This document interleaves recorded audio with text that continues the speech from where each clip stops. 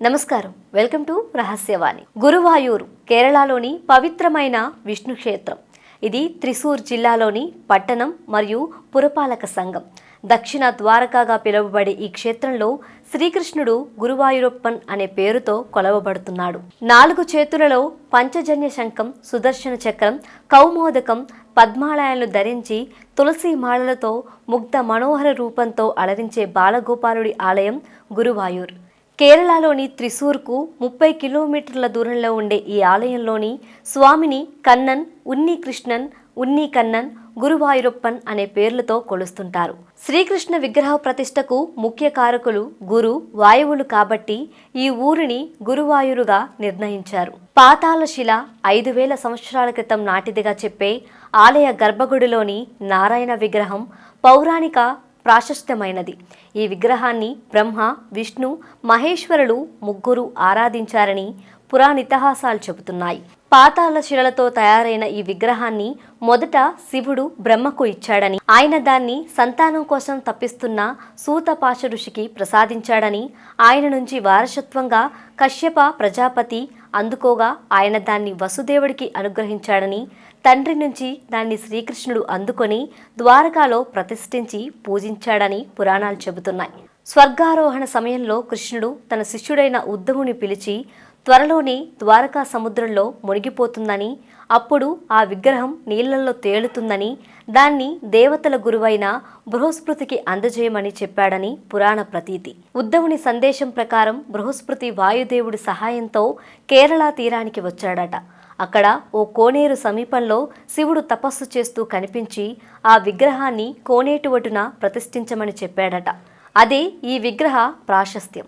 ఆ కోనేరు నేటి రుద్రతీర్థం.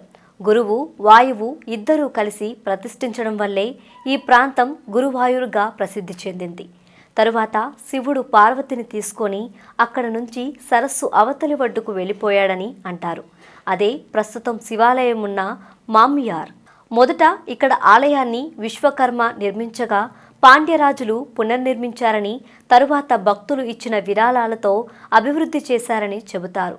గురువాయూరప్ప బాలకృష్ణుడి రూపంలో భక్తులకి, అర్చకులకి కళ్ళల్లో కనిపించి వాళ్ల తప్పొప్పుల్ని విప్పి చెప్పిన వైనం గురించి గాథలెన్నో ఉన్నాయి. ఆయన గురించి భక్తులు పురాణ ఇతిహాసాలు చెప్పేవన్నీ ఒకే ఎత్తు. కవిత్మాత్మకంగా శ్రీకృష్ణుని కీర్తిస్తూ నారాయణ భట్టాతిరి రాసిన నారాయణీయం మరో ఎత్తు. 16వ శతాబ్దంలో జన్మించిన నారాయణ భట్టాతిరి 16 ఏళ్లకే వేదశాస్త్రాలు అవపోసన పట్టాడు. 27 ఏళ్లకే పక్షవాతం, కీళ్ల నొప్పులతో బాధపడ్డాడట. ఎన్ని మందులు వాడినా ఫలితం లేకపోవడంతో గురువాయూరప్ప పాదాల చెంత చేరాక స్వస్థత చేకూరడంతో మహావిష్ణువు అవతారంగా కృష్ణుణ్ణి స్తుతిస్తూ నారాయణం రచించారట.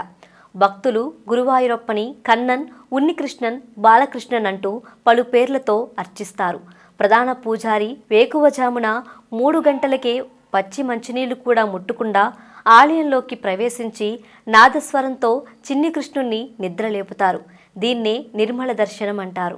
రోజు విగ్రహాన్ని పాలు, గులాబీ అత్తరు, కొబ్బరి నీళ్లు, గంధాలతో అభిషేకించి పట్టు పీతాంబరాలు, స్వర్ణాభరణాలతో అలంకరిస్తారు. బియ్యపిండి, బెల్లం, నెయ్యితో చేసిన తీపి రొట్టెలు, కొబ్బరి ఉండలు, కొబ్బరి పాలు, బెల్లం, బియ్యంతో చేసిన పాయసం, పాలలో ఉడికించిన పిండి రొట్టెల్ని స్వామికి నైవేద్యంగా సమర్పిస్తారు. పుత్తడితో చేసిన స్వామి ఉత్సవ విగ్రహాన్ని అంబారి ఎక్కించి మేళతాళాలతో ప్రహరీ లోపల ఆలయం చుట్టూ 3 సార్లు తిప్పుకొస్తారు. గురువాయూరప్ప సన్నిధిలో రోజు ఎంతోమంది చిన్నారులకు అన్నప్రాసన నిర్వహిస్తారు. ఇలా చేయడం వల్ల భవిష్యత్తులో ఆ పిల్లలకి ఎలాంటి విపత్తు వాటిల్లదనే భక్తుల విశ్వాసం. ఇక్కడ నిత్యం జరిగే మరో వేడుక తులాభారం. తమ బరువుకి సమానంగా అరటిపండ్లు, బెల్లం, కొబ్బరికాయలు, పంచదారాల్ని స్వామివారికి నివేదిస్తారు. గజరాజులు ప్రస్తావన లేని గురువాయూర్ని ఊహించలేం. ముఖ్యంగా స్వామిని సేవించిన పద్మనాభన్, కేశవన్ల గురించి గాథలెన్నో. ఎత్తుగా సాధు స్వభావంతో ఉండే పద్మనాభన్ జీవించి ఉన్నంత వరకు స్వామి సేవలోనే గడిపిందట.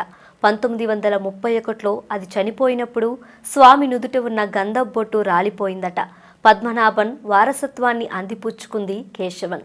అచ్చం దానిలానే స్వామిని సేవించేదట. తిడంబుని ఎక్కించినంతసేపు భక్తితో ముందు కాలును ఎత్తు పెట్టుకునే ఉండేదట. అందుకే దీన్ని గజరాజు అన్న పేరుతో సత్కరించారు. 1976లో ఏకాదశి రోజున ఉదయాన్నే స్వామికి అభిముఖంగా తిరిగి దేహాన్ని చాలించిందట. అంతుచిక్కని రహస్యాలు, మరెన్నో మనకి తెలియని పురాతన కట్టడాలు, వాటి వెనక దాగిన నిజాలు, పూర్వీకుల ఆచారాలు, మరెన్నో మూఢ విశ్వాసాలు, ఇలా కాలగర్భంలో కలిసిపోతున్న రహస్యాల కొరకు సబ్స్క్రైబ్ చేయండి రహస్యవాణి ఛానల్.